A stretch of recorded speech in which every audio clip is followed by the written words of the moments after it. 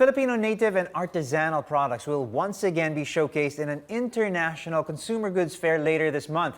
Design Philippines, a movement that markets the creativity of Filipino manufacturers on the global stage, is set to participate in the European trade show Ambiente in Frankfurt, Germany, and that's happening from January 26 to 30. Exciting stuff. Now with us in the studio is Karla Dinglasan. She's a Senior Trade and Industry Development Specialist at the Center for International Trade Expositions and Missions, or CITEM. Ang haba nun. Yes. Good morning, Ms. Karla. How are you? Good morning. Thank you. I'm good. Thank you for Great to have you. And this is very exciting news. Let's get straight to it. Let's talk about this the show and the theme for an exciting program that's been laid out for this show called Ambiente. What's it all about? Ambiente is actually the largest and the most important consumer goods trade fairs, which you mentioned happening in Frankfurt, Germany, is actually next week, in January 26 to 30. And we are showcasing about 40 companies.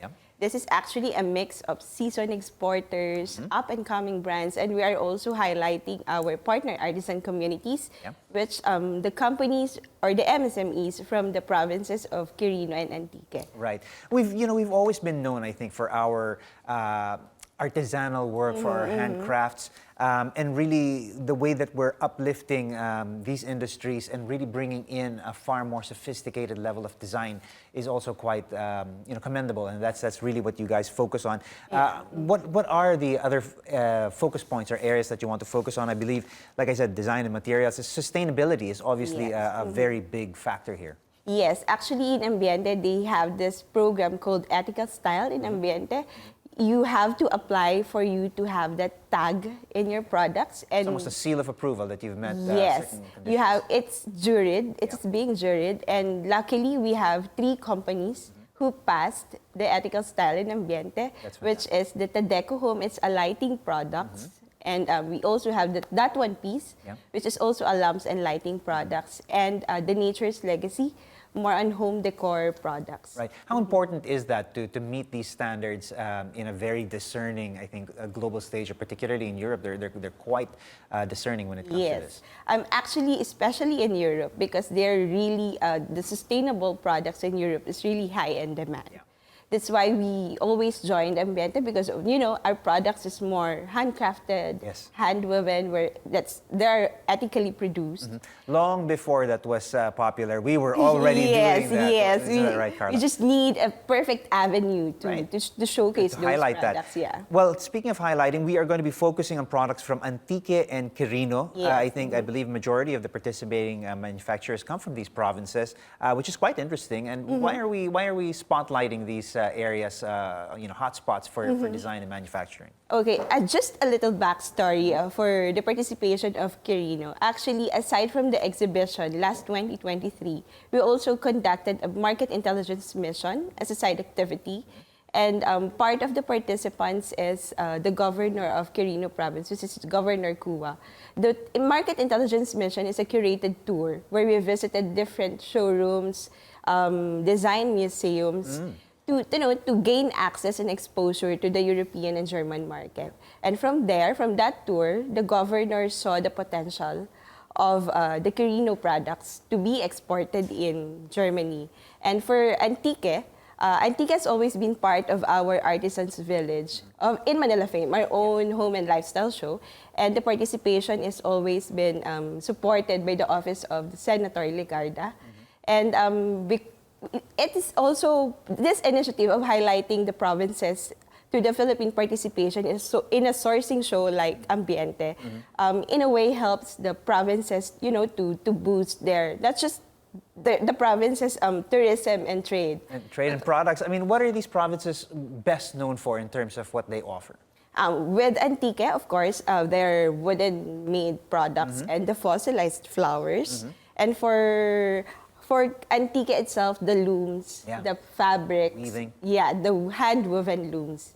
Fantastic. One other thing that we need to point out here is, shows like this, where you have, I think last year, 30 Filipino companies participated. You guys generated $2.73 million in sales. This is a serious seriously large or Yes. very sizable revenue generator for the industry, for our country. Yeah, in fact, it and is. it's really something that we should be proud of. Tell us a little bit more about how much income is generated, how much we're targeting for this year. Actually, for this year, the target sales is about 3.8 million Yeah. US dollars. And we're quite confident that we're going to meet again or even surpass the target with the lineup of products that we have for this year. Right. Okay. Yes. It's looking very exciting. How are you guys preparing for the show? How are you guys assisting the manufacturers and brands who are going to be taking part? It actually took us a year preparing and putting everything up together. We conducted assessment in terms of the readiness and capacity of the participating companies. We also partnered with different government agencies. Yes. Like, as mentioned, the Office of Senator Ligarda, who just not sponsored the participation of the province of Antique, but also extended the funding to 18 exporters of Philippine participation in Ambiente. And we also partnered with the Design Center of the Philippines as our product specialist. And together with the lead of our hired curator, who is also a German market expert, he's the one who led the delegation in terms of what products to bring with our companies and what products will sell more in Ambiente. And we produce around 80 new products. Specifically with Ambiente in mind? Yes. Wow. But it had a debut during Manila Fame last October 2023. And we also focused more on capacitating the business mindset Right. of the participating companies, especially the first-timers. Right. Well, that's actually leading to the next question I wanted to ask is we have no shortage of skill, of talent, Yes. of materials that really sort of bring in a lot of interest from the global market. But what areas do these manufacturers need our guidance and help the most? Actually, it's more on more negotiating, on how to negotiate the Right. buyers, about the exporting basics and all, the costing and pricing. Yep. Because the behavior of the buyers internationally always changes, especially now after pandemic. Yeah.